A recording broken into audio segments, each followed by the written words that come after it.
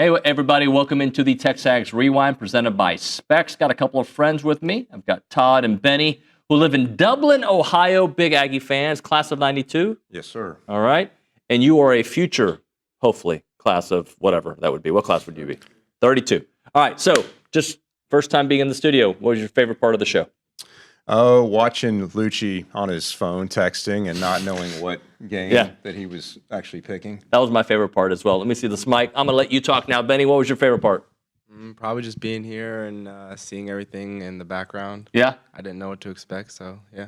All right. And I've watched this young man grow up over the last couple of years. He's like an adult now. Nigrin, I snapped at you rude again. I apologize. Yeah. Favorite part of the show? I'll go with you today. What about me? Your hosting abilities. Thank you. Good as always. You know what I liked about today's show? Our eye contact. Anytime something bad would happen, or like Billy would take Anytime we needed to hit a break. Or Billy said something about something like, oh, yeah, it's a hard place to play. We just make eye contact. Yeah, like, hey, the NFL stadium's a hard place to play a college game. Nick, what else is on the rewind? Well, my favorite part of the rewind, by the way, was Olin's USC Iowa pick. That was my favorite. But anyways, OB was on it. SEC Mike, Alyssa Lang, she rocked in the final countdown. Dude, actually, we buried the lead here. Probably the best part of the show was Olin doing the what's that dude name? That's Shane Smith of the Saints. I don't even know what his name is anymore. Cam Smith. Yeah. So Cam anyway, Smith. check out the rewind. I'm Johnny Favorites. I'm taking Georgia today. I mean, I think Georgia. Okay, I'm going to take Georgia too. Okay, because I can't see myself. Dude, we suck so bad at this game. It doesn't matter. Yeah, but I still want. I had a good week though. I was 4-2. You were 3-3. Yeah, and Jamie McCoy is a dominant force. Went 5-1. If you would just bet what Jamie McCoy says to bet, you would be rich. He is 40. He's 40 and 25. I hope he's actually betting too. He might be.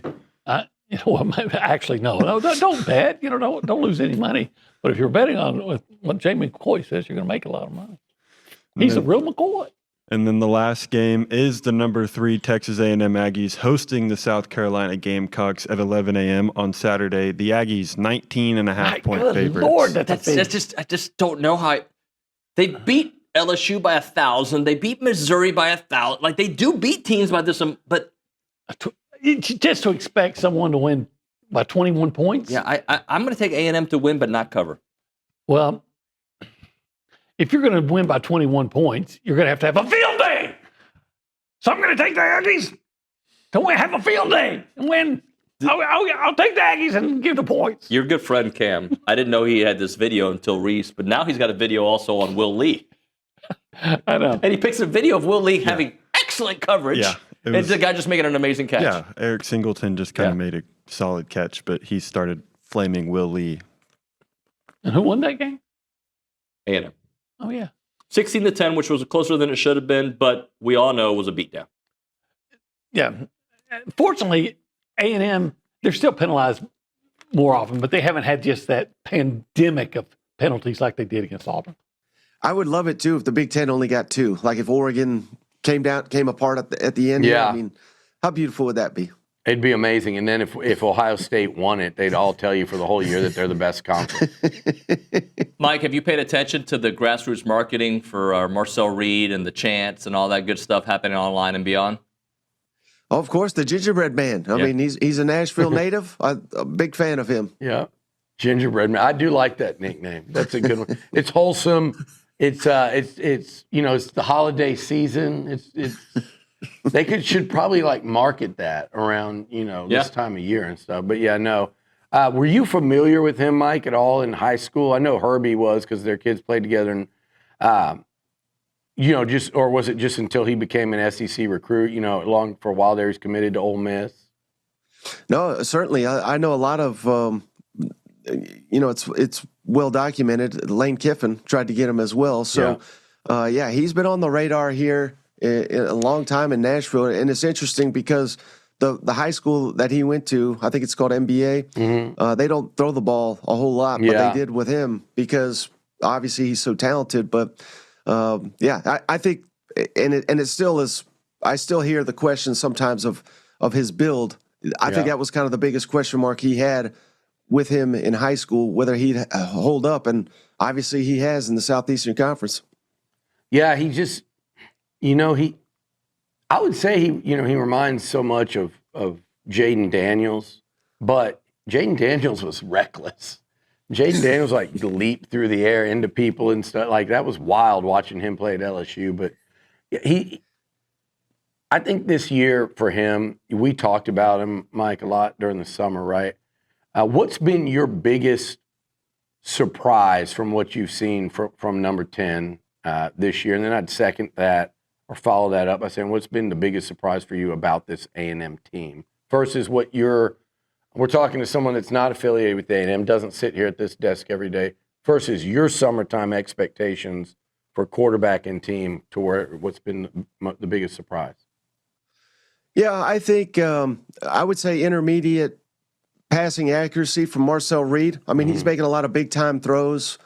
Yeah, and that's life in the SEC, right? Somebody asked me earlier this week, make a case for South Carolina going to College Station and making it competitive, which on paper it shouldn't be, right? What we've seen from both of these teams, let's be honest, Texas A&M should be able to take care of this South Carolina team. That being said, that's what last year. And what happened last year, I thought, was one of the bigger shocks of the season with Texas A&M coming into Williams-Brice Stadium with such on the line.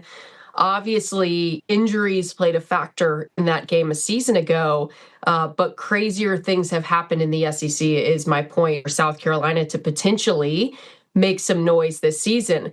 We sat there preseason so much, we said the years of undefeated seasons are over. Well, A&M's sitting here knocking on the door of finishing a season undefeated. How realistic is it that could happen? Or will we see the classic you play in the SEC mix up, if you will? This could be one of those games. I don't even want to label it a trap game because the more I've gotten to know Mike Elko, the less I believe that trap game is even in their lexicon, if we're being honest. Billy, we were there, what was it, week 2 for Utah State? Yeah. And I'm watching him on the sidelines absolutely get after these dudes. And it's a double-digit lead on Utah State in the third quarter. And I went on the air the next week and I said, no one will ever be Nick Saban. Obviously, Nick Saban is his own person and personality, and what he did worked. But in this day and age of a youth movement in college football and seeing so many young coaches and the game just changed, Mike Elko gives me shades of what it was like watching Nick Saban coach those teams on the sidelines and get after those dudes when it was 45-3, because all that mattered was consistent excellence. And I see shades of that in Mike Elko. So as the season has gone on, I only get more and more confident in this Aggies team that, Billy, I was high on in the summer. Nuño, we don't talk about it enough. And thank goodness the Aggies have star players, because that's what I said they needed in the worst way to win in this league at the highest of levels. Concepcion, Craver, Reed, Moss, you mentioned the other running backs, Bethel Roman's emerging, Cassius Howell on defense, and Torian York.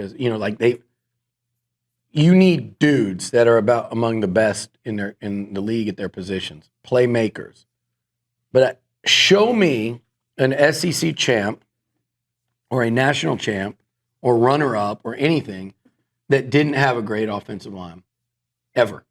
And I don't think you'd find it. And that we talked about it a lot, but people around the country didn't talk about it enough. You're worried about how this offense comes along in year 2 under Colin Klein. You should have started on the O-line, which we did, and that was that. People around the country should have noticed it more. That was going into the season. That was what I was hanging my hat on about all of the bullishness that I felt about this team, was the fact that we have everybody coming back. 7. And I know. I mean, and depth. That's the thing that people don't talk about enough. Mike Elko and this football team. But that's great, though. 7 starting linemen came back, and you convinced them all to come back, and you also allocated the necessary NIL resources to keep them all back. But I'll say this, not only did we do what we had to do in the NIL world to get them back, they have dramatically, in my opinion, increased their earning potential by the way that they're playing this year. That's true. And that's great, man. And I think that's a story to be told to the younger guys that come up through A&M, and I hope that we get enough, longevity over there from A&M rooted players to be able to talk about, hey man, this guy stuck around and he made millions or whatever in the NFL. And yeah, we got to pay guys and do all that, but to be able to stick around and prove yourself and prove your draft stock, I mean, that's huge, man. And the fact that we're not talking about them all the time is a blessing. You don't want to talk about the offensive line. If you're talking about it, there's only one reason, it's because they're bad. You don't really talk about because they're great. All right, we're going to close it out. And by the way, did I say this is presented by Specs, the 4-time retailer of the year? I don't remember if I said that. I don't think you did. It's all right. Well, but now they know. And we're in the Rollo Insurance Studio. We are. All right, Todd, tell the people what to do. I think you should go to Specs and pick up some tequila. But what should they do now? I think they should go ahead and go to the start of this show and rewatch it. Okay, that's not bad. Let me take this mic. Good. That was actually pretty good. Do you know what they're supposed to do after they watch a YouTube video? Or during a YouTube video? You watch YouTube. Like and subscribe. There we go. Like and subscribe the video. And comment, please. And comment. We'll see you next time. Comment your favorite player. There you go. There we go. I like that. We'll see you guys next time.